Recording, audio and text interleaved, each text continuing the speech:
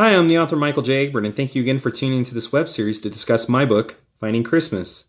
On my last video, I shared a pretty big announcement that here in the United States, all the paperback copies of my book had sold out on Amazon. Well, since then, Amazon had ordered more copies of my book, and remarkably, those too have been sold out. And to me, that's just incredible. It stands as a testament to you guys and your interest in the story, and I can't tell you how much that means to me. So thank you. Thank you for your support and your interest in my story. In addition to that, I'd also like to give a personal shout out to Brown's Books for Students in the city of Hull out in the United Kingdom. Brown's Books for Students was one of the very first bookshops that took on my story, and I just learned this past week that they had sold out all but one copy of my book. And so to the people in the city of Hull, I want to personally thank you for your interest in my story. Now, I thought that this video would be a great opportunity for me to share and to answer a couple of questions that people have repeatedly asked me about my book. The first question that most people ask me is, why did I choose Grand Rapids for the setting of the story? It's pretty simple. To me, for the 2 years that I lived in and around Grand Rapids, it was the perfect place to imagine what is a white Christmas. And what I mean by that is, I was born and raised here in Las Vegas, Nevada, and I never really got to experience a white Christmas. I mean, I spent all my life in the desert for the most part. And for those 2 years that I lived in and around Grand Rapids, I really got to know what it was like to have a white Christmas, to see and wake up with a fresh blanket of snow on Christmas morning. I never really got to build a snowman or take sleigh rides. I think when I was a kid, I did a hay ride behind a tractor that was pulling me, but that was it.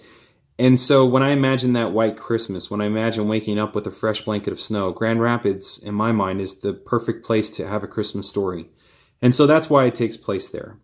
The other question that most people have brought up to me is some of the grammatical errors. And then what I mean by that is, this is more directed to my American audience, not to my international audience. To the international audience, you can have a laugh at our expense. It's pretty funny. But to my American audience, you have to understand one thing about my book. My book is by Austin Macaulay Publishers, which is based out of London. And when I sent my manuscript to them, and they in turn submitted it over to their editors, and when the editors had finished their edits and sent it back to me, I saw the exact same things that you saw. And understand that there is a difference between American English and British English.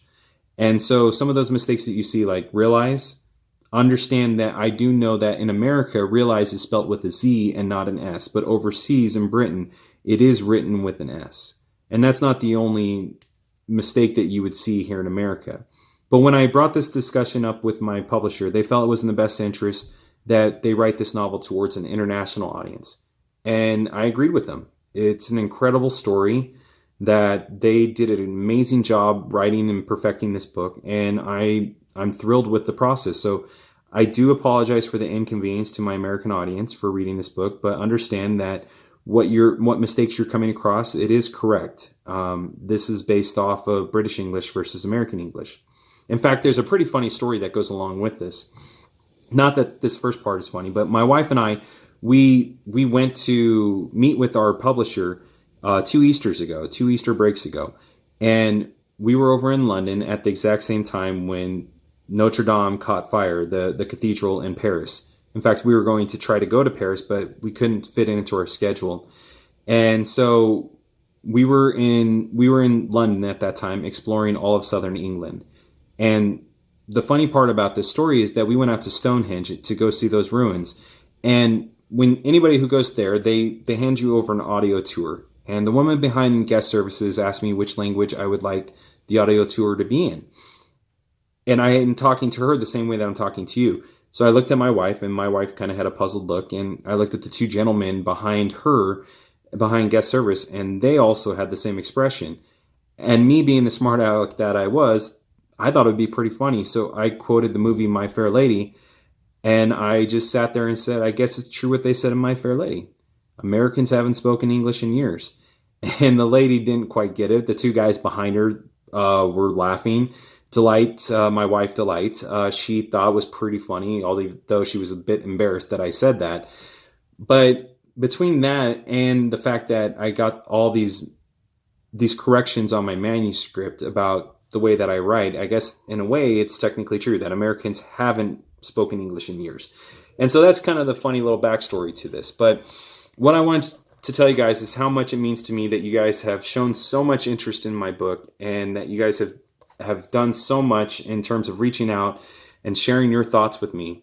And some of you have asked what you can do more to help with the book, to help me in this process. Please share these videos with your friends, subscribe to the channel, and for anybody who's purchased the book and has read it, if you enjoyed the book, please go back to the retailer that you purchased the book from and leave a review. Tell other people what you liked about the story.